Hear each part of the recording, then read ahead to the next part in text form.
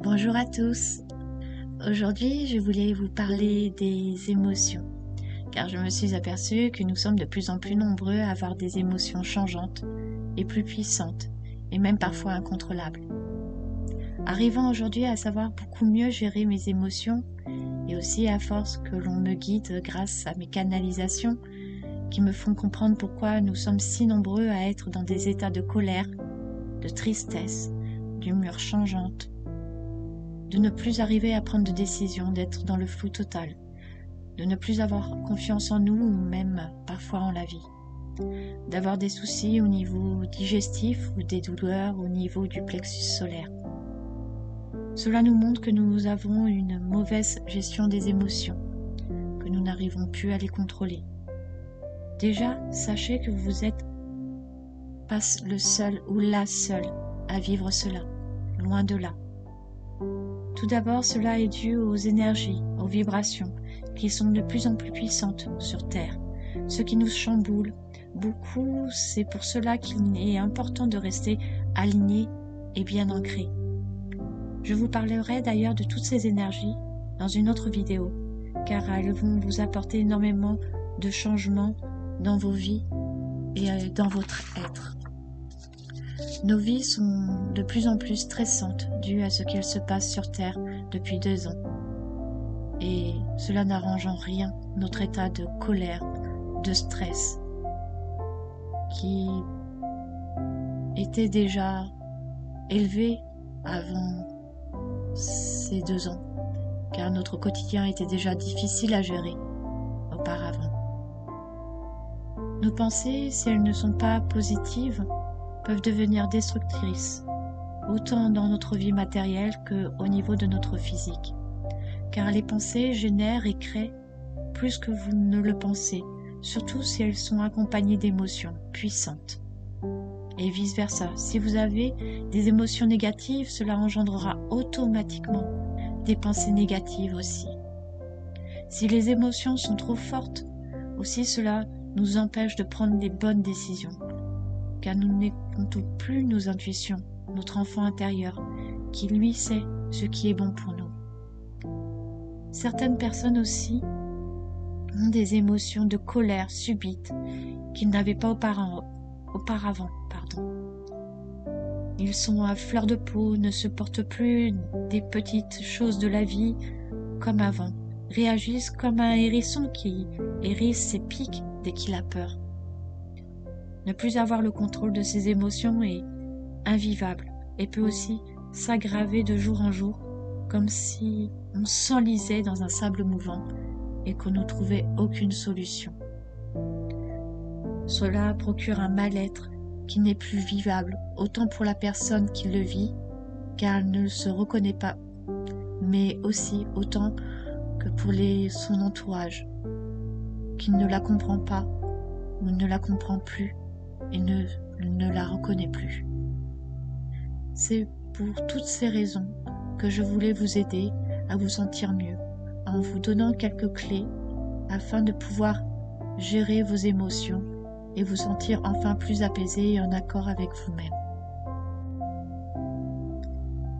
Tout d'abord, quand vous sentez que vous êtes dans une situation qui va générer en vous une réaction émotionnelle, que cela soit de la peur, de l'angoisse, de la colère ou de la tristesse, quelle que soit cette émotion, il faut absolument, à ce moment précis, que vous utilisiez la respiration. Je vous jure que c'est totalement magique. Moi, je l'utilise et cela fonctionne dans toutes les situations.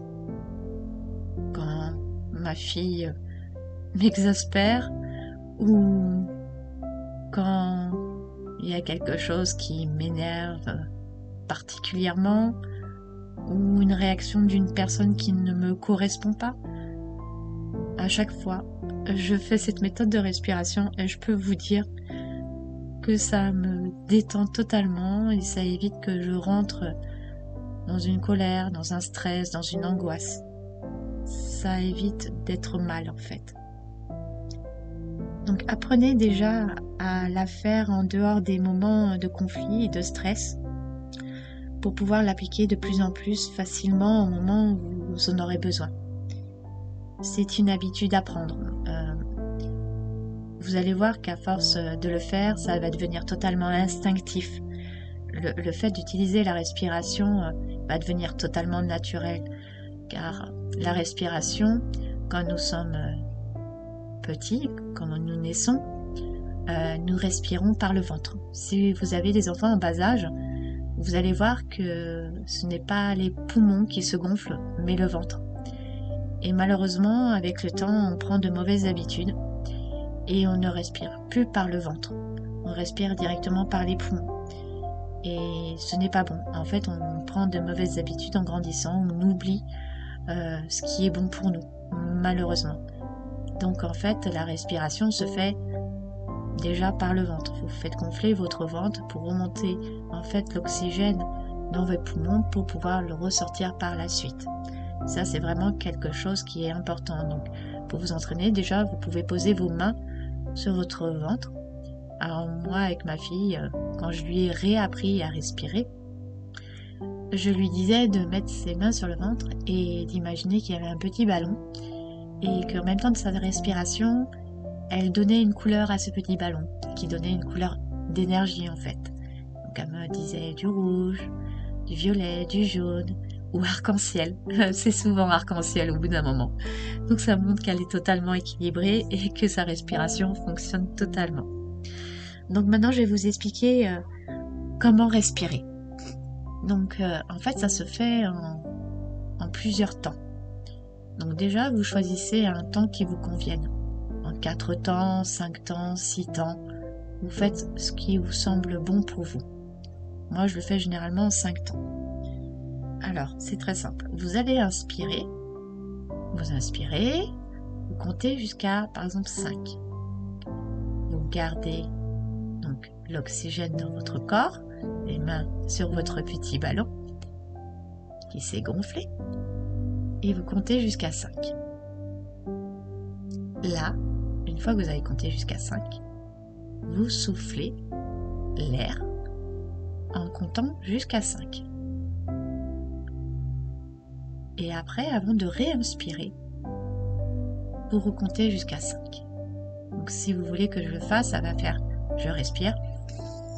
1, 2, 3, 4, 5. Je bloque. 1, 2, 3, 4, 5. Je souffle. 1, 2, 3, 4, 5. J'attends. 1, 2, 3, 4, 5. Je réinspire. Et ainsi de suite. En fait, il faut le faire 3 fois. 3 fois, c'est bien. Franchement, si vous le faites 3 fois de suite, vous allez déjà ressentir une détente dans votre corps. Et aussi, vous allez voir que votre mental va baisser. Toutes les choses qui tournent dans votre tête, qui n'arrivent pas de tourner, tout ce que vous avez à faire, tout ce qui vous tracasse. Le fait de faire cet exercice aussi permet de baisser le mental. Donc si vous avez aussi une décision à prendre, que vous ne savez plus quelle décision prendre, que vous avez plein de choses à gérer, et en fait, respirez. C'est aussi simple que ça. Vous respirez. Et vous allez voir que votre mental va s'abaisser, que vous êtes moins stressé, moins angoissé, et vous allez pouvoir prendre la bonne décision. Les émotions vont aussi diminuer. Donc tout va s'équilibrer et ça va vous faire énormément de bien. Donc vous avez aussi une émotion qui vous monte, voilà, à n'importe quel moment, de stress, d'angoisse, de décision, que vous n'arrivez pas à vous poser, vous utilisez la respiration. Je vous jure que c'est totalement magique. Plus vous allez le faire, plus cela va fonctionner et rapidement. Par exemple, pour la méditation, on l'utilise aussi. Avant de méditer, il faut absolument faire cette respiration pour se détendre totalement et arrêter le mental. Vous allez voir qu'il y a des personnes qui disent « j'arrive pas à méditer, ça tourne dans ma tête, j'ai plein d'idées à la minute, je pense à ce que je dois faire à manger ce soir, faire une lessive, enfin je ne sais pas, promener le chien, enfin plein de choses qui tournent à la minute et ils n'arrivent pas totalement à se détacher de leur vie. » Mais en fait, le fait de respirer va apaiser votre mental. Et du coup, vous allez pouvoir méditer et vous relaxer totalement grâce à cette respiration aussi. Donc vous voyez, cette respiration peut être utilisée dans beaucoup de choses. Après, moi je sais que en étant empathique et aussi avoir la clairsentience, ça génère en moi des difficultés à gérer mes émotions. Je l'ai depuis ma naissance.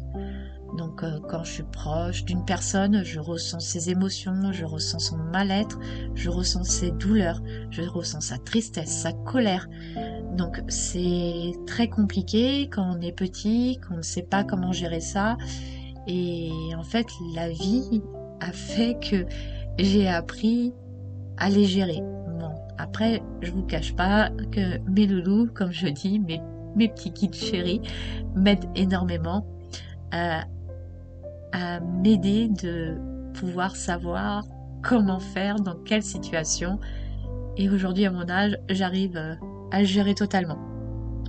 Je vous dis que ça facilite beaucoup la vie, surtout quand vous vous retrouvez à faire vos courses entouré de personnes. Surtout depuis les 2 dernières années, c'est très très compliqué de rentrer dans un magasin et de ressentir toutes ces émotions autour de vous qui sont dans la peur, dans le stress, dans l'angoisse, dans la colère. Donc heureusement que j'ai appris à gérer ça parce que sinon ça aurait été très très très difficile pour moi, et je comprends que certaines personnes aujourd'hui ont du mal à aller dans des lieux où il y a beaucoup de monde parce que justement ils ont ce ressenti qui s'est activé chez eux et ils ont du mal à le gérer. Alors en fait, quand on apprend à gérer ça, c'est aussi, j'appelle ça une capacité.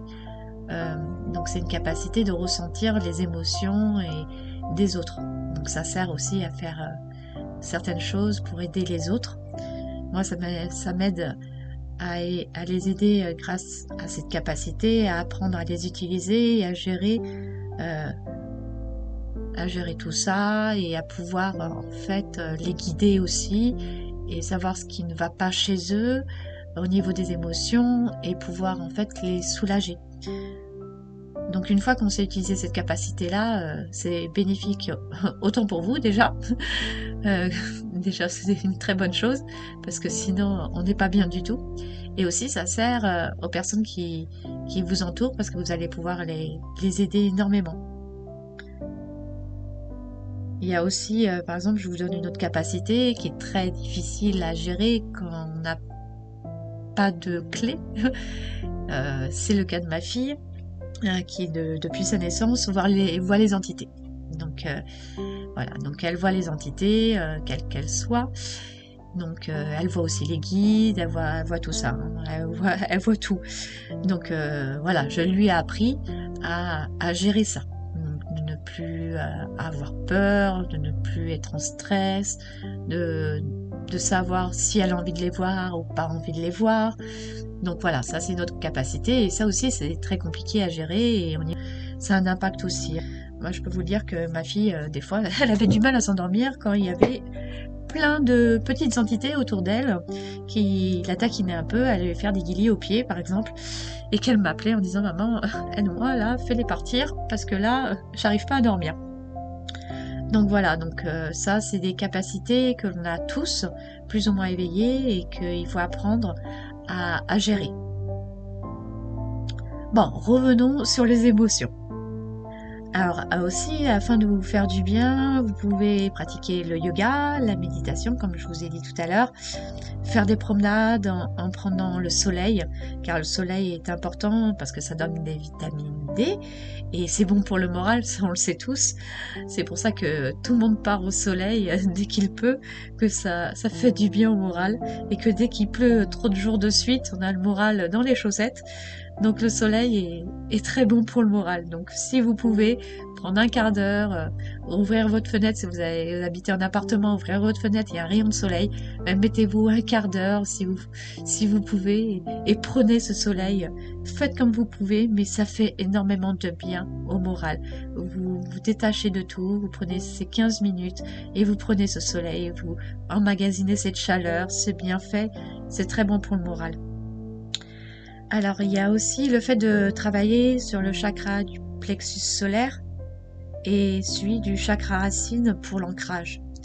Vous pouvez trouver d'ailleurs les articles que j'ai écrits dessus sur mon site internet,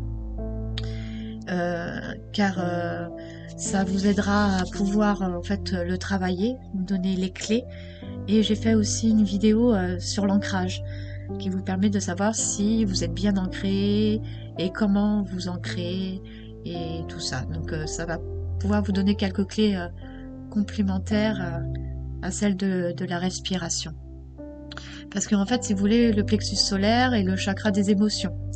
Et s'il n'est pas équilibré, vous ne pourrez pas gérer normalement ces émotions. Et il peut être bloqué aussi, ou trop ouvert. Mais dans les situations, cela modifie totalement votre comportement au niveau des émotions. Vous pouvez aussi prendre des douches avec du gros sel. D'ailleurs, je l'ai fait ce matin. Cela permet, grâce aux cristaux de sel, de vous nettoyer, d'enlever toutes les énergies qui doivent partir, qui ne vous appartiennent plus, qui ne vous correspondent plus.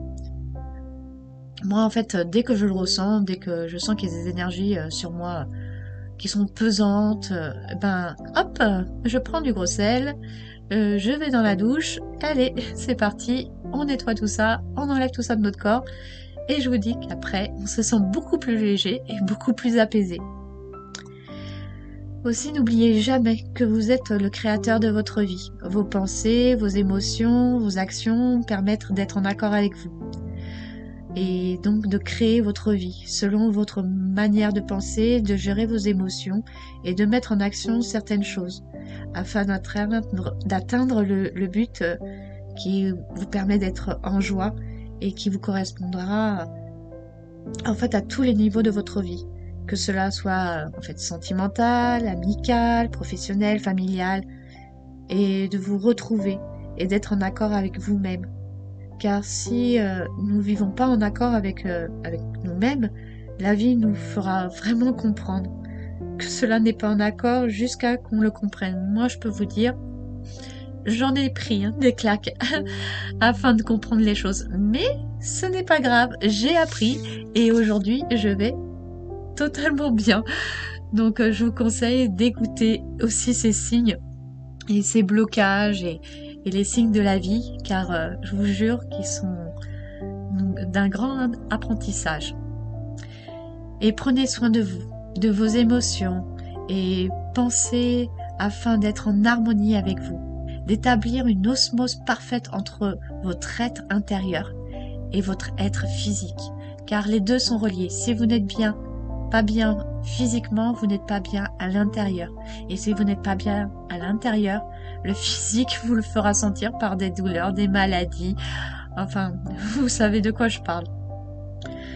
Vous verrez que dans la vie, ce sera vraiment plus doux, que les défis ne seront plus les mêmes et que les portes vont s'ouvrir naturellement devant vous, sur votre chemin, celui qui est en accord avec vous. Vraiment, ayez en vous et en la vie. Comme je vous dis, dans la vie, tout a une raison d'être. Et chaque épreuve nous permet d'apprendre. Et il suffit de prendre du recul et de voir quelle est la leçon. Que dois-je comprendre sur moi? Que dois-je changer en moi?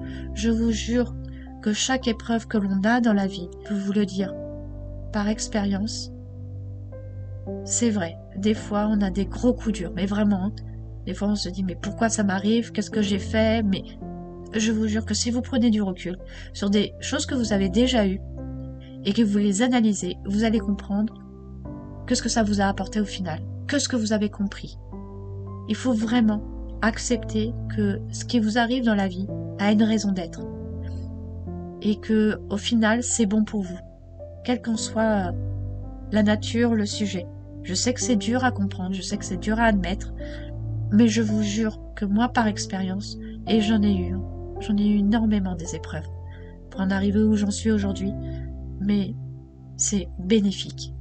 Ça vous permet d'être vous-même. Voilà, je vous ai fait un petit tour de tout. J'espère avoir pu vous éclairer sur les émotions et comment les gérer. Pour ma part, tous ces exercices m'ont permis de renaître, d'être plus sereine, de pouvoir me reconnecter à mes intuitions en lâchant totalement mon mental. Vous pouvez me laisser un petit commentaire que je ne manquerai pas de lire et même de répondre s'il le faut. Vous pouvez aussi vous abonner à ma chaîne afin de suivre mes prochaines vidéos ou de regarder celles que j'ai déjà postées. Et dans la description, vous pourrez trouver le lien de mon site internet où là je mets des articles de temps en temps. Je parle de moi, je parle de mes guidances, de ce que je fais, afin que vous ayez une vision globale de moi-même. Vous savez qui parle en fait. Parce que des fois c'est compliqué. On entend une voix et on se demande mais à qui ressemble cette personne? Vous avez une petite photo de moi sur le site. Bon, elle est très furtive, mais il y en a une quand même. Voilà, j'espère avoir pu vous aider, avoir été claire encore une fois. Je suis pas très sûre, comme tout le temps. Faut que je travaille encore la confiance en moi là-dessus. Je vous remercie et je vous souhaite une excellente journée, une excellente soirée. Encore une fois, tout dépend quand vous allez m'écouter, comme d'habitude. Je vous embrasse très très très très fort et je vous dis à bientôt. Au revoir.